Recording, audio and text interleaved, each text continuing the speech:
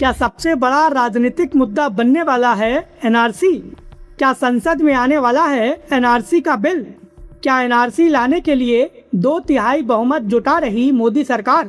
और क्या अमित शाह की प्लानिंग ओवैसी को डरा रही है? नमस्कार दोस्तों, ये एनालाइज नाउ है। मैं हूं कृष्णा वाजपेयी और अपने इस वीडियो में हम बात करेंगे विपक्षी दलों के उस डर की जिसे लोकसभा सांसद असदुद्दीन ओवैसी ने समझ लिया है। केंद्रीय गृह मंत्री अमित शाह पिछले लंबे वक्त से शांत बैठे हुए हैं। बंगाल चुनाव के बाद से अमित शाह गृह मंत्रालय के कामकाज पर पूरा फोकस रखे हुए हैं और गृह मंत्री अमित शाह की शांति ये बता रही है कि देश की राजनीति में कोई बहुत बड़ा तूफान आने वाला है। वर्तमान राजनीतिक घटनाक्रम इस बात का स्पष्ट संकेत दे रहे हैं कि देश में जल्द ही एनआरसी यानी नेशनल सिटीजनशिप रजिस्टर लागू होने वाला है और अमित शाह की इस प्लानिंग को ओवैसी ने समझ लिया है। ओवैसी लगातार कांग्रेस समेत विपक्षी दलों को चेतावनी दे रहे हैं, लेकिन सवाल ये है कि क्या एनआरसी को लेकर ओवैसी का डर सही है? क्या अमित शाह जल्द ही देश में एनआरसी लागू करने वाले हैं और क्या मोदी सरकार इस ओर कोई कदम बढ़ा चुकी है? चलिए आपको इसके बारे में विस्तार से बताते हैं। आपसे अनुरोध है कि प्लीज़ हमारे इस चैनल को सब्सक्राइब करिए, हमारे फेसबुक पेज को लाइक करिए और नए वीडियो के अपडेट सबसे पहले पाने के लिए हमारे चैनल की नोटिफिकेशन सेटिंग ऑन कर लीजिए। हम जब भी कोई नया वीडियो डालेंगे उसकी जानकारी आपके पास तुरंत आ जाएगी। तो चलिए अब बात करते हैं अपने इस वीडियो की। संसद का मॉनसून सत्र 20 जुलाई से शुरू होने वाला है और राजनीतिक विश्लेषकों का अनुमान है कि संसद का इस बार का सत्र काफ़ी ज़्यादा हंगामेदार होगा, क्योंकि पिछले संसद सत्र में विपक्षी दलों की एकता की वजह से मोदी सरकार के 2 बिल गिर गए थे।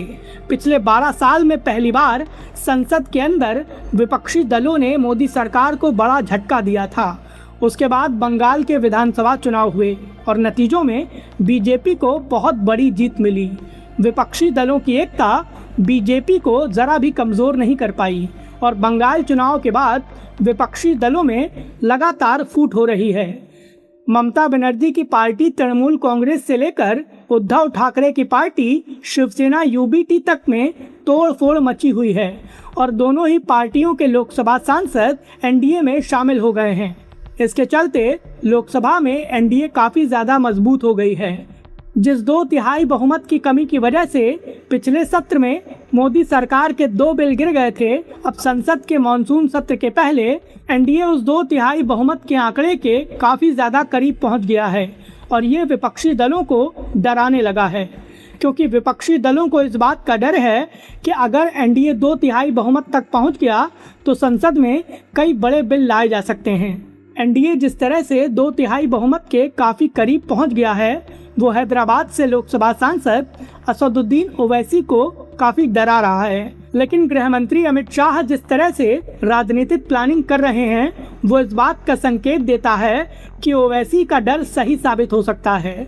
हमने आपको अपने पिछले हफ्ते के एक वीडियो में बताया था कि कैसे केंद्र सरकार एनआरसी लागू करने के लिए लगातार प्रयास कर रही है और अंदर खाने गृह मंत्री अमित शाह इस मुद्दे पर कोई बड़ा प्लान बना रहे हैं और इसी मुद्दे पर अब ओवैसी ने एक बड़ा बयान दिया है। हैदराबाद में एक कार्यक्रम के दौरान असदुद्दीन ओवैसी ने कहा कि गृह मंत्री अमित शाह लगातार डेमोग्राफी के मुद्दे पर मीटिंग कर रहे हैं। ओवैसी ने कहा है कि अमित शाह होम मिनिस्टर हैं और अगर वो कोई मीटिंग करते हैं तो उस मीटिंग पर गौर ज़रूर किया करिए, क्योंकि अमित शाह कभी कोई कच्चा काम नहीं करते हैं।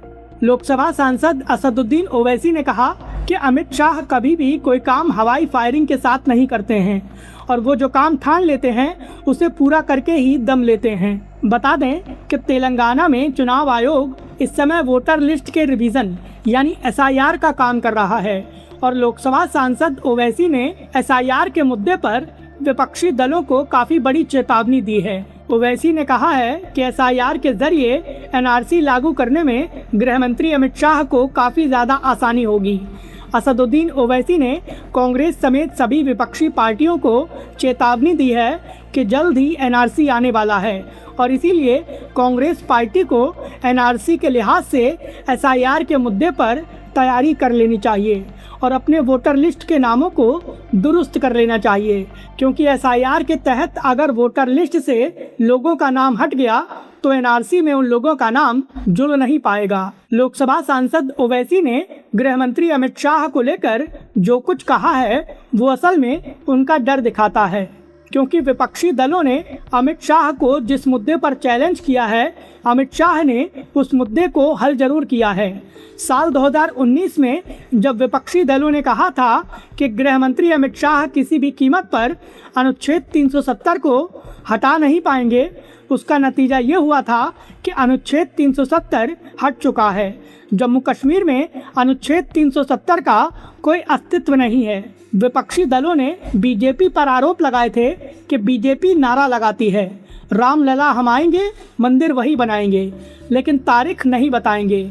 विपक्षी दल इसके जरिए सीधे तौर पर बीजेपी को ये चैलेंज देते थे कि बीजेपी केवल राम मंदिर के मुद्दे का राजनीतिकरण करती है, लेकिन आज की स्थिति में अयोध्या में भव्य राम मंदिर बन गया है और विपक्षी दलों का चैलेंज पूरा हो गया है।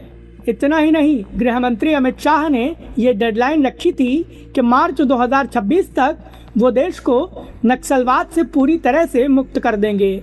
अमित शाह की इस डेडलाइन को लेकर बीजेपी और विपक्ष के कई नेताओं ने दबे मुँह ये कहा था कि अमित शाह ने डेडलाइन रखकर अपने ही पैरों पर कुल्हाड़ी मार ली है, लेकिन वर्तमान में मोदी सरकार ने यह ऐलान कर दिया है कि मार्च 2026 के बाद से देश नक्सलवाद से पूरी तरह से मुक्त हो गया है। ये बताता है कि अमित शाह जो डेडलाइन सेट करते हैं उसे हासिल करते हैं और उस काम को किसी भी कीमत पर पूरा कर देते हैं।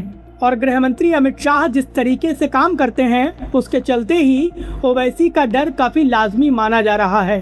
साल 2019 में गृह मंत्री बनने के बाद अमित शाह ने संसद से नागरिकता संशोधन अधिनियम पारित कराया था। उस दौरान ही अमित शाह ने ये वादा किया था कि CAA के साथ ही NRC को भी लागू किया जाएगा।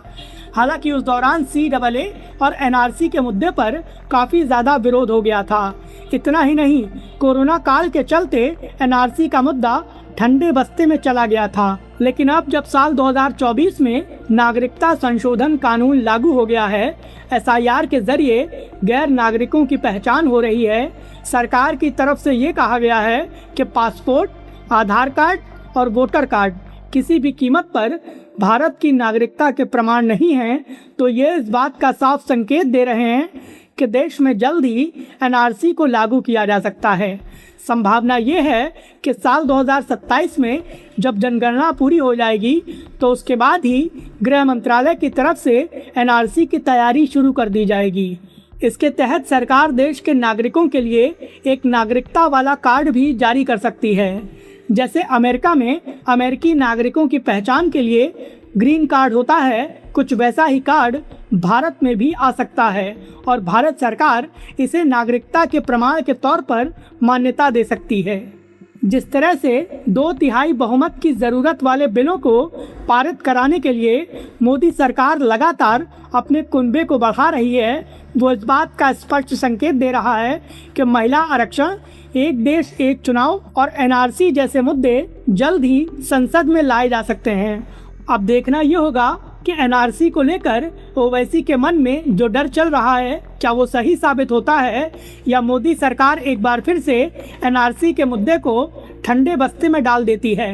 और सवाल ये भी है कि NRC के मुद्दे पर क्या ओवैसी को कांग्रेस और अन्य विपक्षी दलों का समर्थन मिलता है या एक बार फिर से विपक्षी दलों में कोई बड़ी टूट हो जाती है। क्या देश में NRC लागू होना चाहिए या फिर मोदी सरकार को इस मुद्दे पर विचार नहीं करना चाहिए। इस मुद्दे पर आपकी क्या राय है, प्लीज़ हमें हमारे कमेंट बॉक्स में ज़रूर बताएं।